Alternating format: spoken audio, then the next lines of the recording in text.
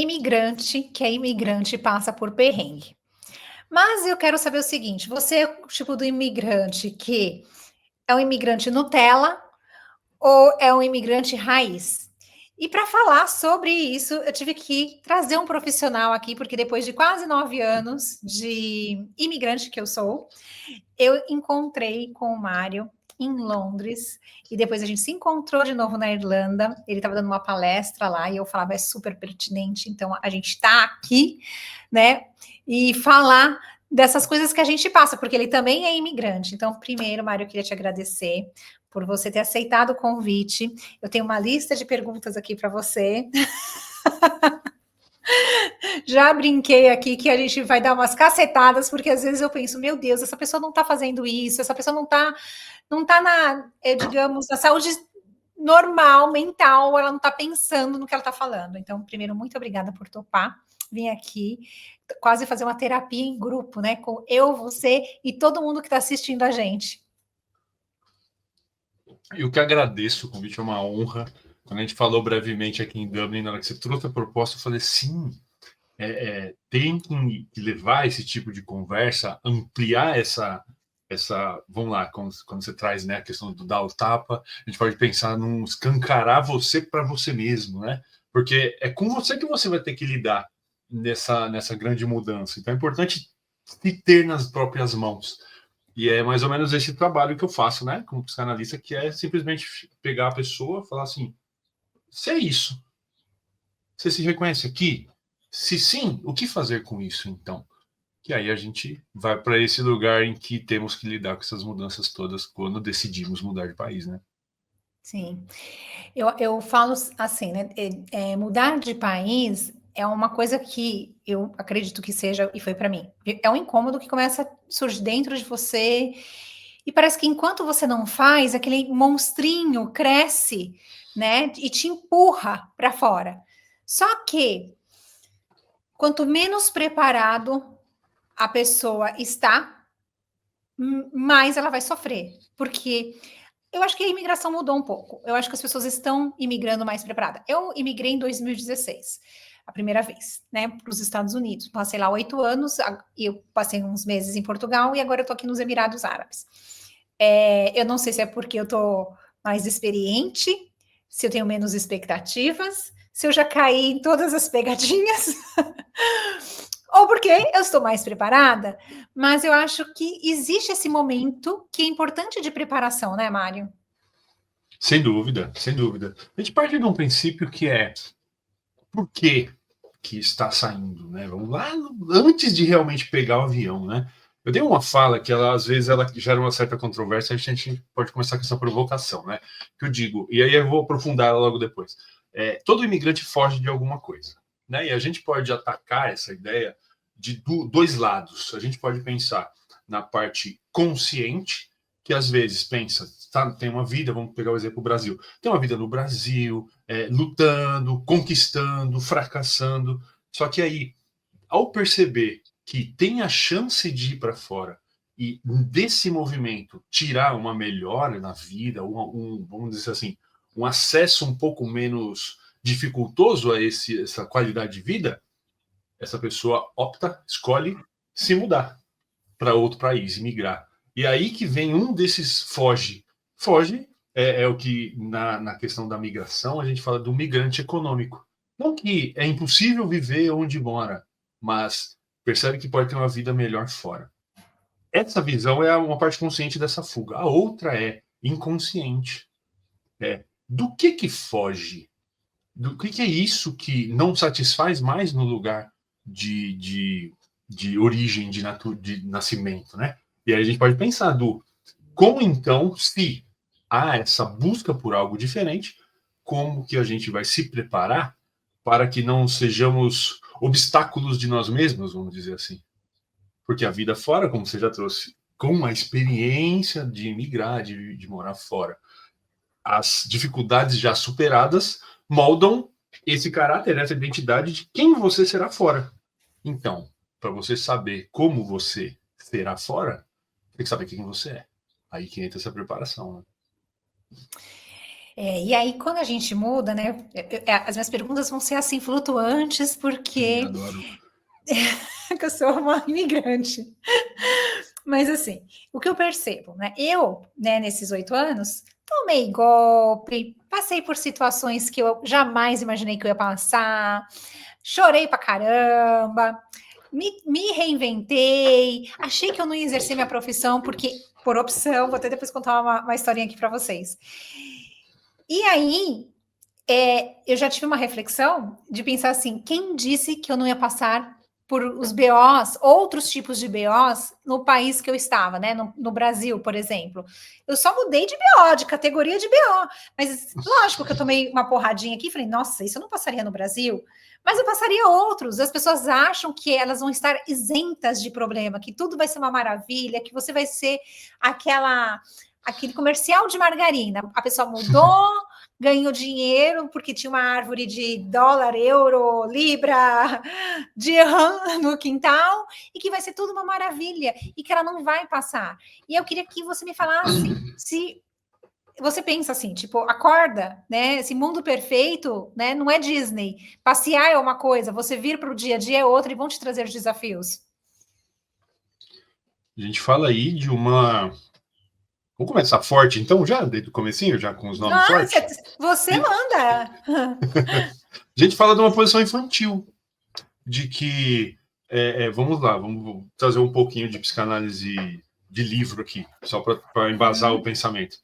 Tem uma fase do nosso desenvolvimento que o Freud diz que é a fase do narcisismo. Não o transtorno narcisista, o narcisismo popular que a gente vê nas redes sociais hoje. Mas é uma fase em que a gente, todo mundo, lá na nossa cabecinha de bebê, pensa que eu e o mundo somos uma coisa só. Logo, eu controlo o mundo, afinal, eu sou o mundo. Aí, essa parte é aquela hora que o nenê chora, e aí, na cabecinha dele, tá? Misteriosamente aparece uma mamadeira, aparece um seio para ele mamar. E aí ele pensa: olha, eu choro e eu controlo o mundo. Só que aí, no nosso desenvolvimento, isso tende a se romper. A gente passa a perceber que somos um ser separado desse todo, né? E aí, quando a gente volta para a questão, é aquela história: como assim você vai sair do seu país, vai ir num lugar desconhecido, e este novo lugar irá se dobrar aos seus joelhos, de entregando tudo o que você um dia sempre sonhou? Estamos falando de uma criança. Ela fantasia e acredita que pode voar, que o bonequinho voa, ele fala. Então, é importante a gente olhar que tudo é caminho. Eventualmente, em redes sociais, em posts em redes sociais, a gente vê recortes de vidas e condensamos essas informações todas numa história de fantasia, que a gente imagina que será, e aí começamos a acreditar nela. Quando chega no lugar, a frustração vem porque é uma fantasia. Então devemos sempre prestar atenção no qual é o caminho que eu tenho que percorrer, quais são as etapas, quais são os degraus que vão me levar até esse lugar de riqueza, de qualidade de vida, de bem-estar, de prazer. É sempre aquela história. Viver esperando que algo aconteça, que a recompensa venha sem você fazer o trabalho. Voltamos à infância. Era lá que você só precisava existir. Tinha fome, chorava, matava a fome. Queria uma coisa, dava Natal, ganhava um presentinho. É a posição infantil de esperar que o mundo te dê o que você quer sem que você faça nada em troca. Primeiro ponto. Pegue o avião deixando essa criança para trás. Ela não funciona aqui. Ela vai ser um empecilho, ela vai atrapalhar, pois o mundo, vamos pôr aspas, na gringa, não perdoa. Se você não fizer, não vai acontecer. E você pode choramingar o que for, que não vai acontecer. Então, vamos deixar essa criança crescer, deixa ela sentir dor, ela vai sofrer, ela vai lavar banheiro, ela vai fazer o que for, mas quando a recompensa vem, já é mais valor, porque houve uma entrega, um sacrifício. Na vida, fazendo esse pensamento de posição infantil, posição adulta, na vida adulta você faz. Não para quero aquilo exatamente. Você faz. Aquilo que você espera receber virá, desde que você caminhe até ele. Então, acredito que a gente pode começar daí nessa questão da vida fora, saber que não vai ser fácil, mas é bom. Exato. Se me perguntarem, Paula, você faria tudo de novo? Faria. Com alguns ajustes, né? Com o pé um pouco mais no chão, né? Com uma pesquisa mais profunda, mas eu faria, né? E assim, eu posso dizer que hoje eu estou muito feliz das minhas escolhas. E aí eu queria entrar na área profissional exatamente com isso também. Vamos lá. Bom, eu vou contar uma historinha e aí você vai entender, porque eu tenho certeza que você deve ter vários pacientes que fizeram isso. Quando eu mudei dos Estados Unidos do Brasil para os Estados Unidos, eu pensei assim: ai, eu só quero ganhar para tomar meu vinho e pagar as minhas contas. Então, como eu quero evoluir no meu inglês, eu vou trabalhar numa Starbucks. Se eu ganhar US$ 10 a hora, tá tudo bem. Eu tô cansada da minha profissão. Eu era muito bem, já estava muito bem posicionada no mercado no Brasil, como diretora de relações públicas. Então, eu estava bem. Só que eu estava cansada e falei: não, eu vou trabalhar lá no Starbucks. Eu já me imaginava, que coisa ridícula.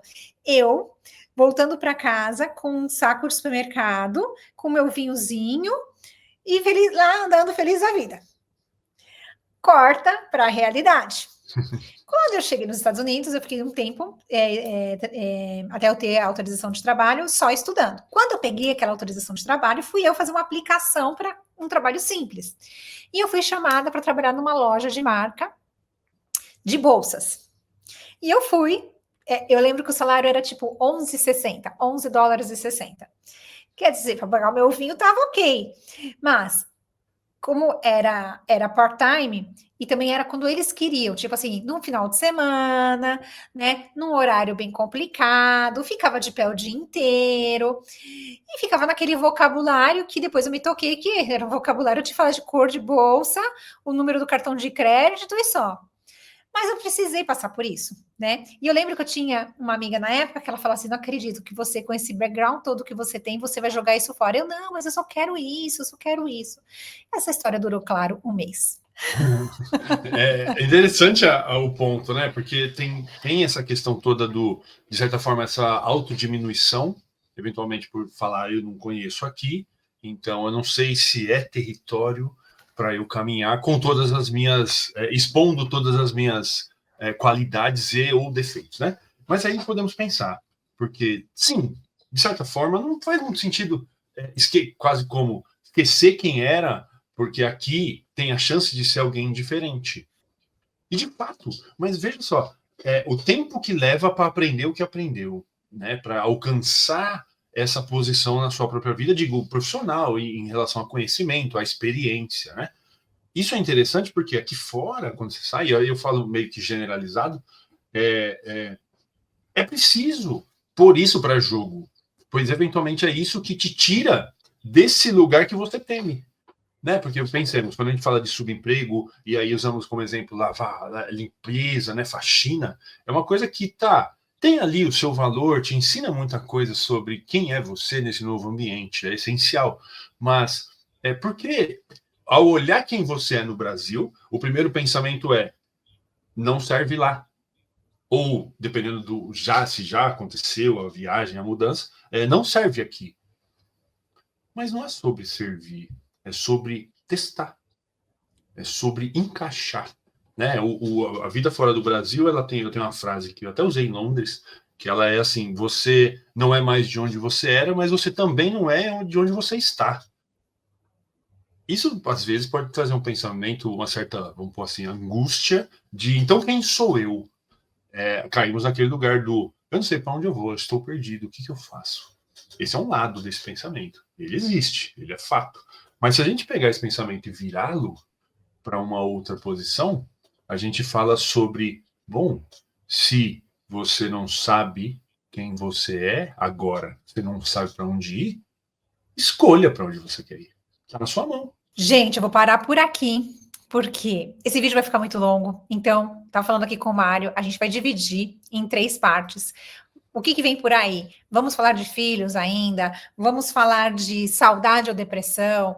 Então, essa é a parte 1. Daqui a uns dias a gente vai passar a parte 2 e depois a parte 3. Então, segura que a gente já volta.